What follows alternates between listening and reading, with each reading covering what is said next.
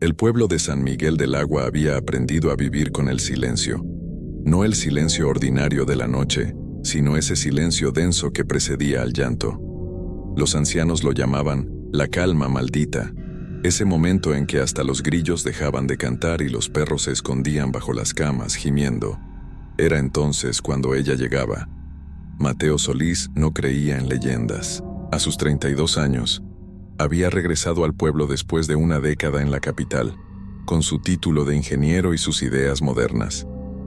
La vieja casona de su abuela, abandonada desde su muerte 5 años atrás, necesitaba renovación. Supersticiones de viejos, había dicho cuando el notario le advirtió sobre la propiedad, ubicada a menos de 100 metros del Río Negro, donde las aguas corrían turbias incluso en verano. La primera noche fue tranquila.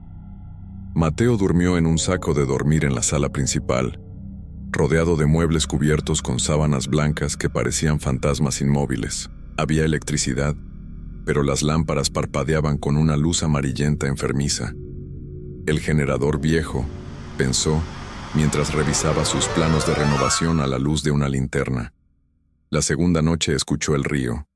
No era el murmullo constante del agua, sino algo más. ¿Voces? Se asomó por la ventana que daba al cauce. La luna llena convertía el paisaje en un grabado en plata y sombras. El río brillaba como mercurio líquido, y en su orilla creyó ver una figura blanca. Parpadeó. No había nada. Cansancio, murmuró. Pero esa noche no pudo dormir hasta el amanecer. Al tercer día, mientras compraba provisiones en el mercado, la vendedora de tamales, una mujer indígena de edad indefinida, lo miró con ojos que parecían atravesarlo. «Usted vive en la casa de Doña Remedios». No era una pregunta. Era mi abuela, sí. Ella sabía protegerse. Tenía sus rezos, sus hierbas. ¿Usted sabe protegerse, ingeniero? Mateo sonrió con condescendencia. No necesito protección de fantasmas, señora. La mujer no devolvió la sonrisa. Sacó un pequeño saquito de tela roja de entre sus mercancías. Póngalo bajo su almohada. No cuesta nada. Es un regalo, de Doña Remedios. Ella me lo dejó para usted. Dijo que algún día vendría. El peso del saquito en su mano era reconfortante, olía a romero y algo más.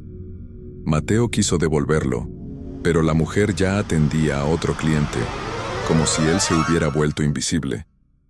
Esa noche, Mateo encontró un viejo diario entre los libros de su abuela.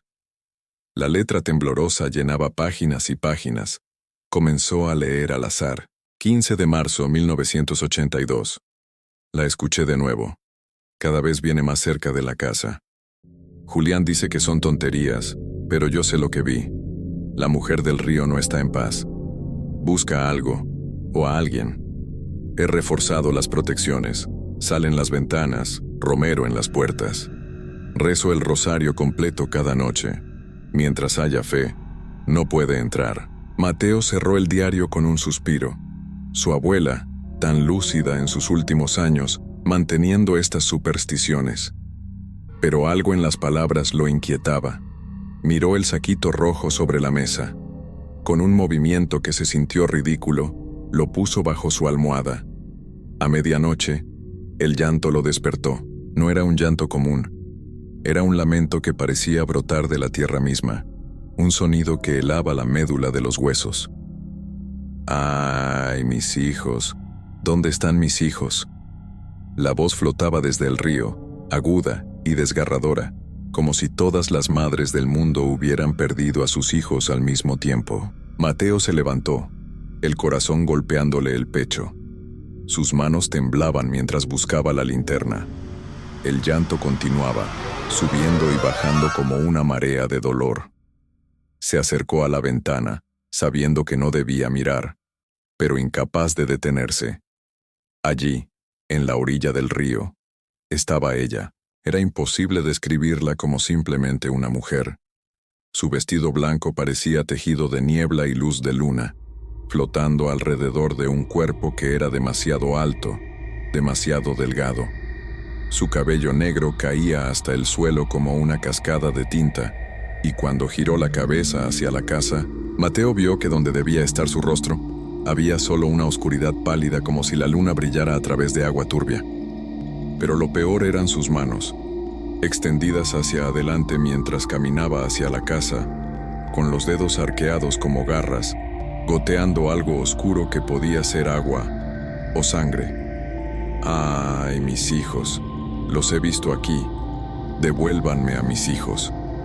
Mateo se apartó de la ventana, la respiración entrecortada. Esto no era real. No podía ser real. Cerró los ojos con fuerza, pero el llanto se intensificó. Ahora estaba más cerca, en el jardín. Los pasos chapoteaban en el lodo. Se acercaban a la puerta. El picaporte comenzó a moverse. Con manos temblorosas, Mateo buscó el diario de su abuela.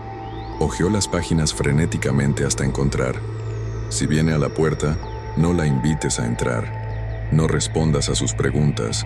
No abras aunque suplique. Ella no puede entrar sin invitación. Reza. Recuerda que no es humana, aunque use voz de mujer. Los golpes en la puerta eran suaves, pero persistentes. Tap, tap, tap. ¿Están ahí mis niños?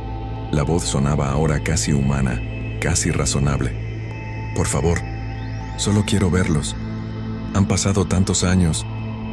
Mateo se tapó los oídos, pero la voz penetraba igual. Sé que están ahí. Lo siento. Huelen a río como mis bebés cuando los bañaba, antes de que el agua se los llevara. ¿O fui yo quien los llevó al agua? Ya no recuerdo. Ya no recuerdo nada excepto que los perdí y ahora debo encontrarlos. El llanto se convirtió en un grito que hizo vibrar las ventanas. Mateo cayó de rodillas, las manos apretando el saquito rojo. Las palabras salieron de su boca sin pensar. Oraciones que no recordaba haber aprendido. Rezos que su abuela debió susurrarle cuando era niño. Y entonces, tan súbitamente como había comenzado, el silencio regresó. Mateo se arrastró hasta la ventana. El jardín estaba vacío. El río fluía tranquilo bajo la luna. Nada. Nadie.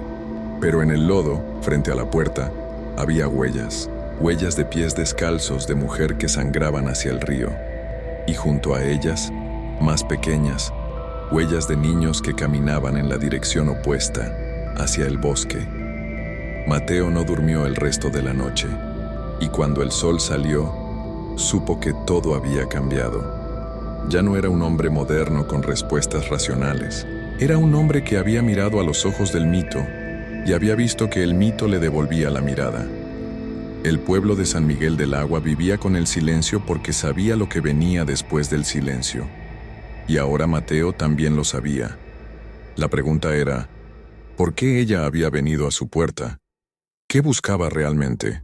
Y lo más aterrador de todo, ¿por qué las huellas de los niños se alejaban hacia el bosque, donde nadie en el pueblo se atrevía a ir después del anochecer? Mateo no salió de la casa en todo el día.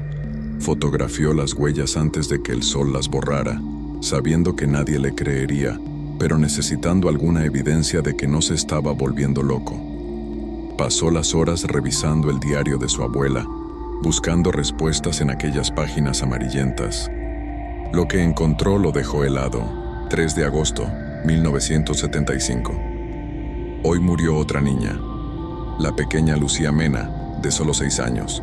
La encontraron en el río, con esa expresión en el rostro, esa sonrisa, como todos los demás.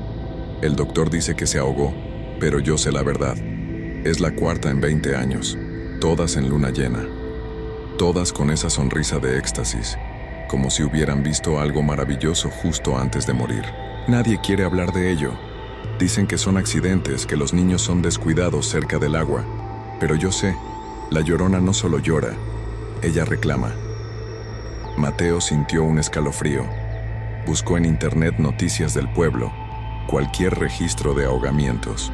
Los archivos digitales eran escasos, pero encontró suficiente. 1995, un niño de 7 años. 2008, una niña de 5.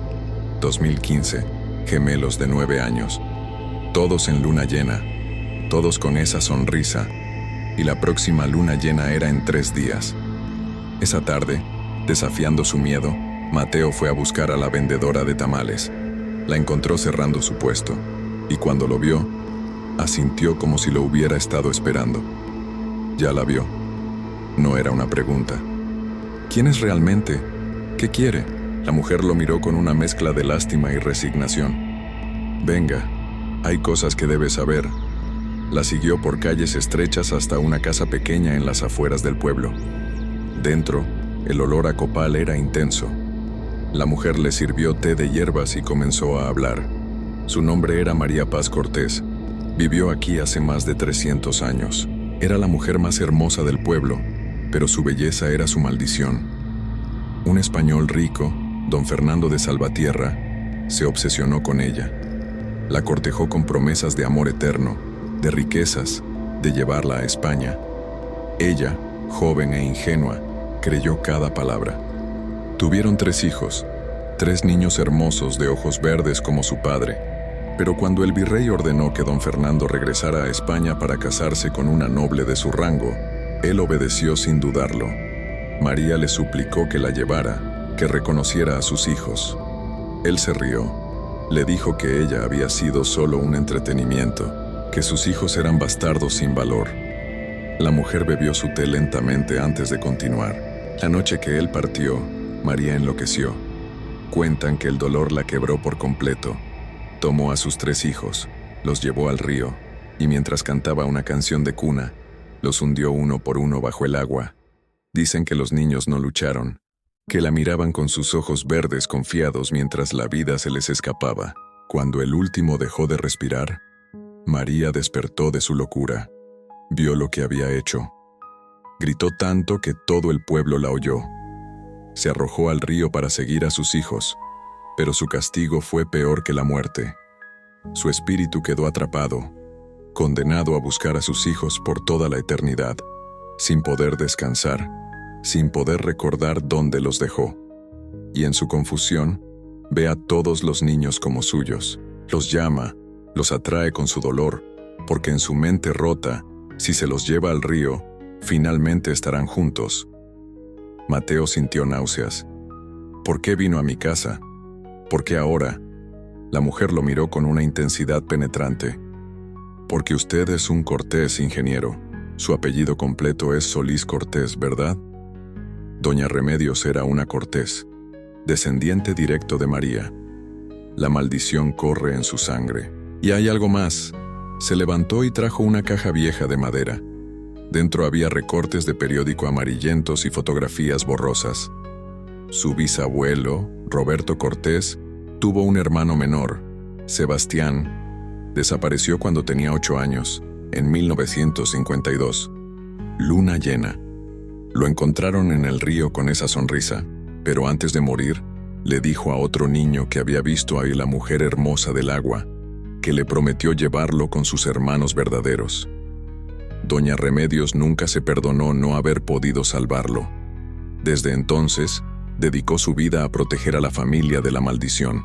Pero yo no tengo hijos, dijo Mateo, la voz temblorosa. No todavía, pero ella sabe que los tendrá. La Llorona puede ver los hilos del tiempo de manera diferente a nosotros. Ve el futuro como nosotros vemos el pasado. Y está siendo paciente. Mateo se puso de pie bruscamente. Esto es una locura. Hay que haber una explicación racional. ¿Racional? La mujer casi sonrió. Usted la vio. Usted escuchó su llanto. ¿Qué tiene de racional eso? Mateo no tenía respuesta. Regresó a la casa mientras el sol se ponía, tiñendo el cielo de rojo sangre. En el camino, pasó junto al cementerio viejo.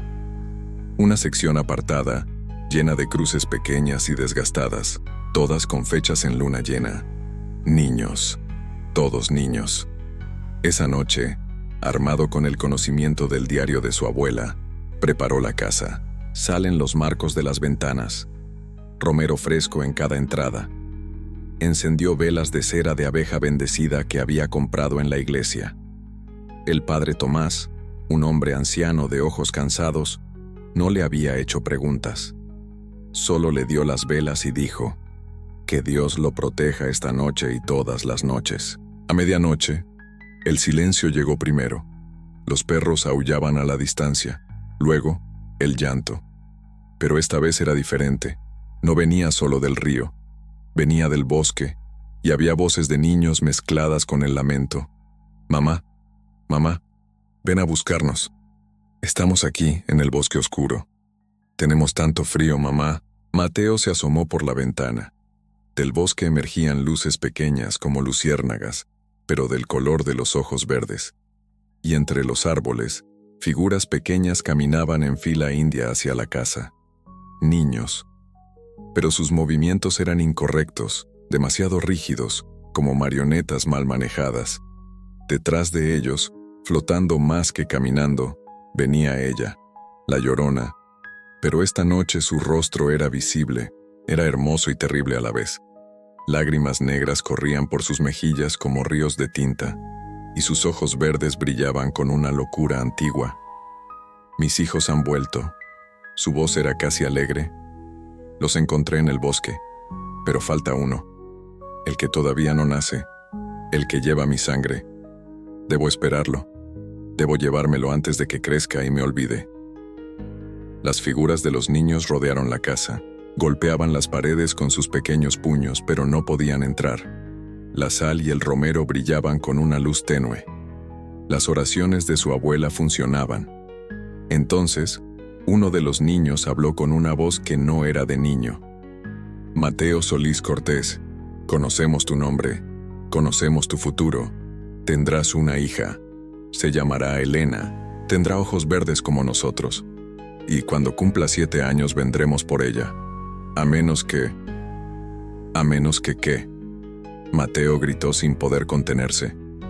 La Llorona se acercó a la ventana, su rostro a centímetros del vidrio.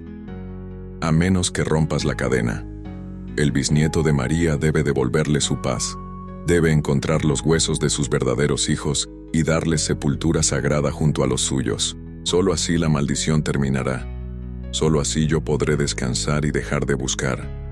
Los huesos están donde el río se encuentra con el bosque, donde nadie se atreve a ir. Tienes hasta la próxima luna llena, 3 días. Si no lo haces, esperaré. Y cuando tu hija nazca, vendré por ella. Como he venido por todos los Cortés desde que mi amado me traicionó». Las figuras desaparecieron como humo. El llanto se desvaneció en el viento. Mateo cayó al suelo, temblando.